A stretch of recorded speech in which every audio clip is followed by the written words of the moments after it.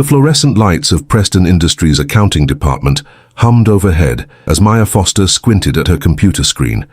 Numbers blurred before her eyes, and she blinked hard, trying to force her vision to clear. 23 years old and already working 60-hour weeks. Maya had been with the company for just 8 months, but her dedication had caught the attention of her supervisors. Not that it mattered much.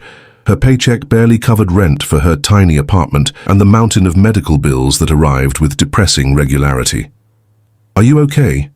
Diane from the neighboring cubicle leaned over, concern etched across her face. "You look pale." "I'm fine," Maya lied, straightening her posture and ignoring the wave of dizziness that threatened to overwhelm her. "Just didn't sleep well." The truth was far more complicated. For 3 weeks, Maya had been skipping lunches to save money. Her younger sister Lily's hospital treatments had drained what little savings she had, and their parents' insurance had reached its limit months ago. Maya's entry-level salary couldn't possibly cover specialized care for Lily's rare kidney condition, but she'd been trying anyway, picking up extra shifts at a coffee shop on weekends and cutting corners wherever possible. She glanced at her watch. 2 more hours until she could leave. Maya reached into her desk drawer for the granola bar she'd been saving, but her hand trembled so badly she knocked over her water bottle, sending it crashing to the floor.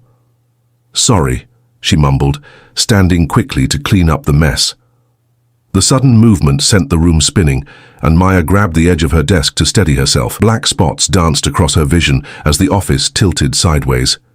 "Maya!"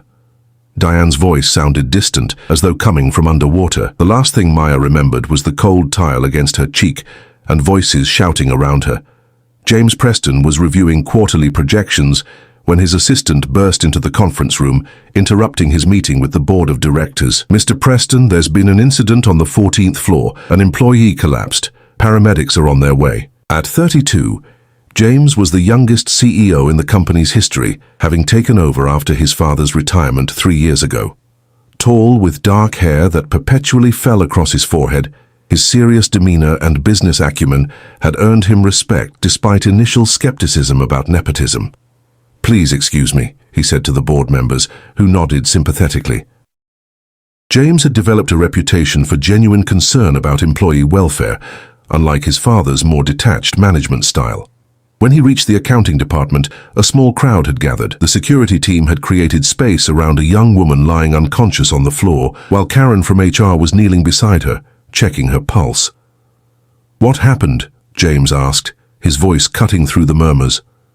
"She just collapsed, sir," someone answered. "She's been looking unwell for days, but she kept insisting she was fine."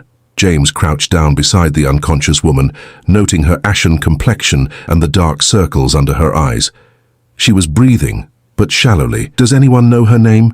Her emergency contact?" "Maya Foster." Diane stepped forward. "She started in accounting last summer. I don't know about her emergency contact, but her bag is here."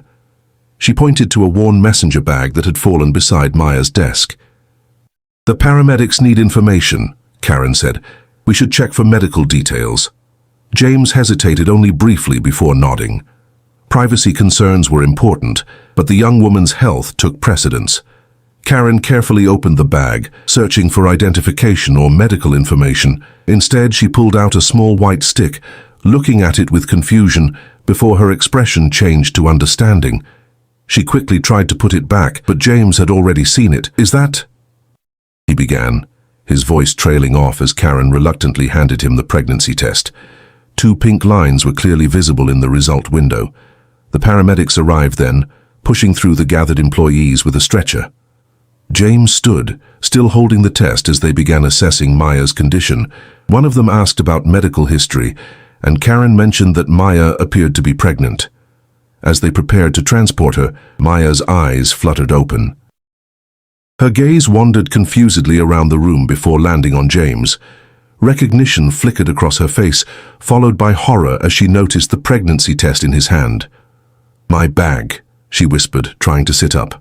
"Please lie still, miss," the paramedic instructed gently. "I need to get to work," Maya insisted weakly. "I can't afford to lose this job. Please." James felt something tighten in his chest at the desperation in her voice. "Your job is secure," he assured her. Focus on your health right now. As the paramedics wheeled her away, James found himself still holding the test.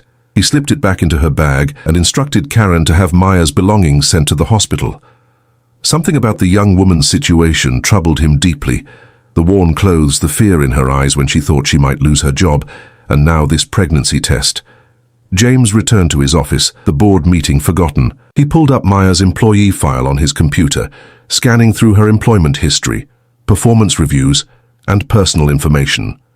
Maya Foster, 23, exceptional performance ratings despite being new to the company. No disciplinary issues, minimal sick days taken even though she was entitled to more. Her emergency contact was listed as Lily Foster, a sister perhaps. For reasons he couldn't fully articulate, James felt compelled to understand more about Maya's situation. It had been 2 years since Catherine's death, and he had immersed himself in work to escape the crushing grief. In that time he had become somewhat detached from the human elements of running a company, but seeing Maya collapse, the fear in her eyes, stirred something long dormant within him. James picked up his phone. "Ellen, please clear my schedule for the rest of the day, and find out which hospital they've taken Maya Foster to." Word count, 1,026 words. Wait. I need to continue to reach 1,300 to 1,400 words for this block. As James drove to St. Michael's Hospital, memories of his late wife Catherine flooded back. The sterile hospital corridors, the antiseptic smell, the hushed voices of medical staff, it all brought him back to those final devastating months. Catherine had been diagnosed with an aggressive form of leukemia just 1 year into their marriage. The disease had taken her quickly, leaving James with a hollowness that no amount of business success could fill.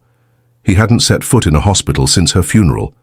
Yet here he was, parking his Tesla in the visitor's lot, drawn by concern for an employee he barely knew. James took a deep breath before entering the building, pushing past the wave of anxiety that threatened to overwhelm him. At the reception desk, he identified himself and asked about Maya Foster. "Are you family?" the receptionist asked. "No, I'm her employer. She collapsed at work."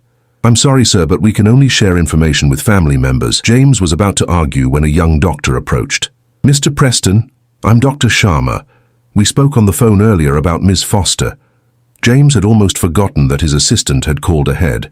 Being the CEO of one of the city's largest employers occasionally had its advantages. "How is she?" James asked. "Stable, Doctor," Sharma replied.